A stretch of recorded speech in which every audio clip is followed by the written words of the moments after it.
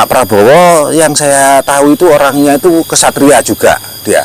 Dulu almarhum Gus Dur juga pernah mengatakan sepertinya kalau ramalan Gus Dur itu terjadi, Pak Prabowo bisa jadi presiden karena dulu bilang di akhir masa usianya dia akan menjadi presiden Indonesia. Almarhum Gus Dur pun juga bilang bahwa Pak Prabowo itu punya keikhlasan hati.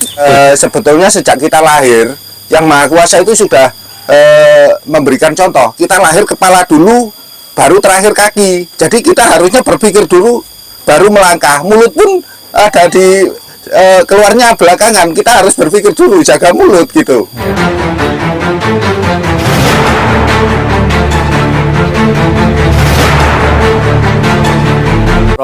Assalamualaikum warahmatullahi wabarakatuh.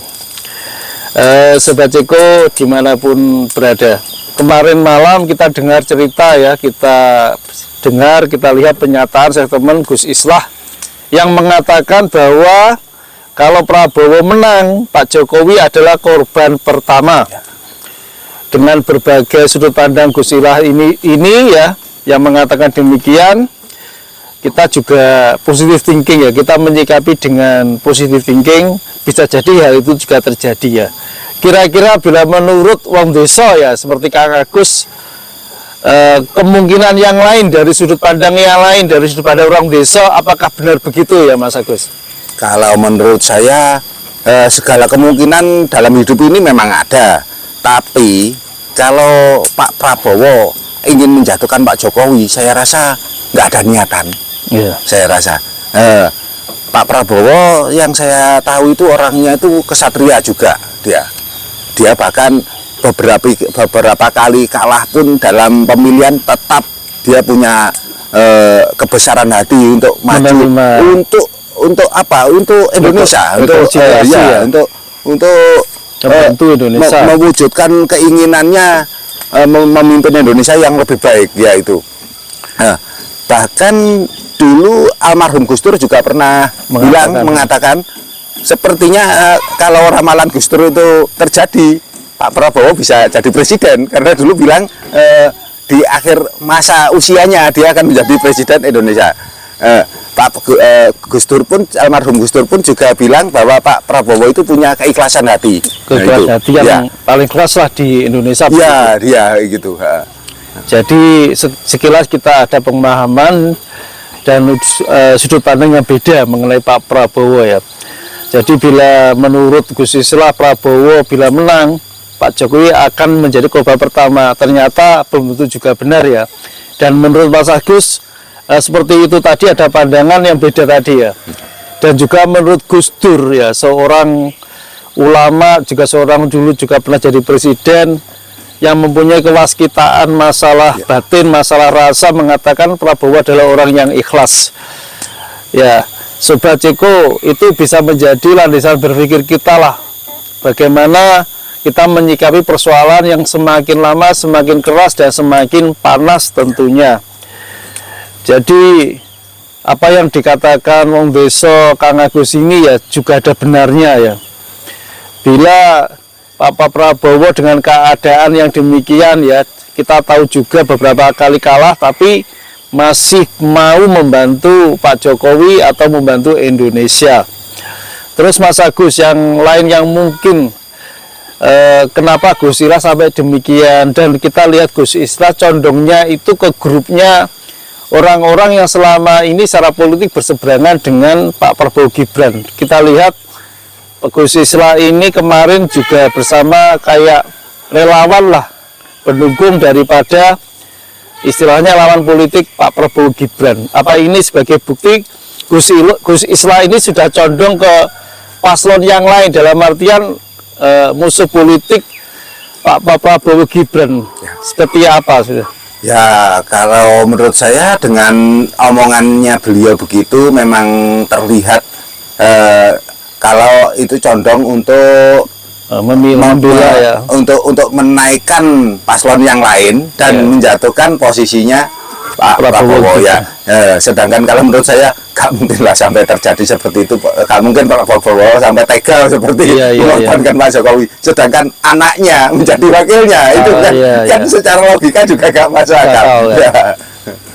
Jadi intinya pendapat Gus Isra ini dari sudut pandang Mas Agus Wong Deso ini ya mungkin juga tidak benar begitu ya. Ya, Terus untuk kawan-kawan kita, teman-teman kita, sahabat Ceko di mana berada, intinya menurut Wong Deso ini sebaiknya apa yang kita lakukan dengan kondisi yang semakin memanas ini?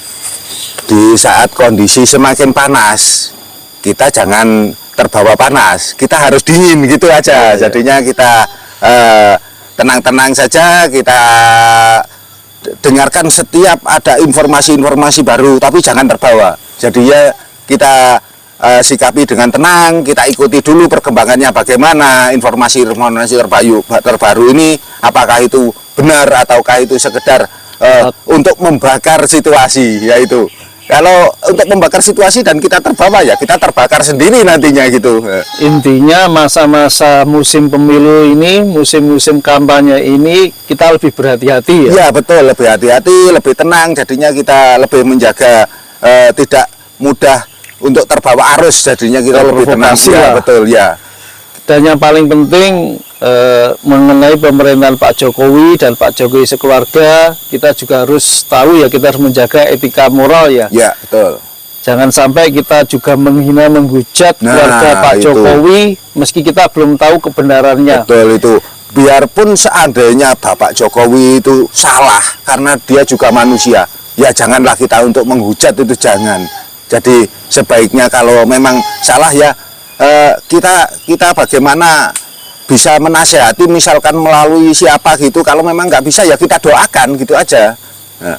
Jadi intinya kita juga harus punya etika moral ya, jangan sampai kita kayak-kayaknya ya sebagai seorang budayawan, seorang agamawan, seorang apa sajalah, kita merasa yang paling benar ya, kita merasa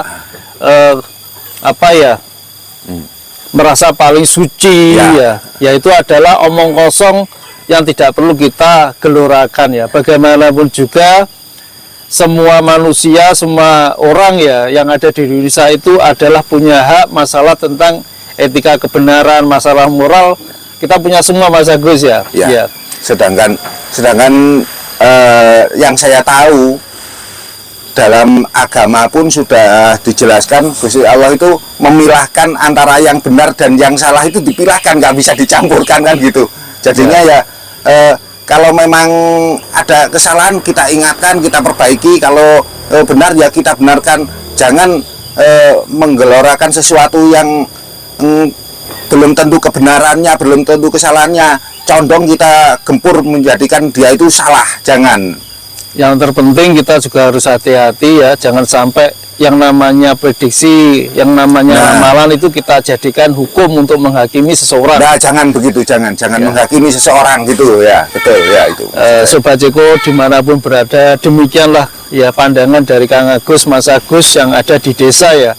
Jadi kita lebih bisa berhati-hati, kita lebih bijak menyikapi persoalan ya, masalah pilihan itu hak kita, masalah kebenaran itu juga hak kita, masalah yang berkaitan dengan etika berhidup bermasyarakat itu hak kita semua. Karena sebetulnya sejak kita lahir, Yang Maha Kuasa itu sudah memberikan contoh. Kita lahir kepala dulu, baru terakhir kaki. Jadi kita harusnya berpikir dulu, baru melangkah. Mulut pun ada di keluarnya belakangan. Kita harus berpikir dulu, jaga mulut gitu.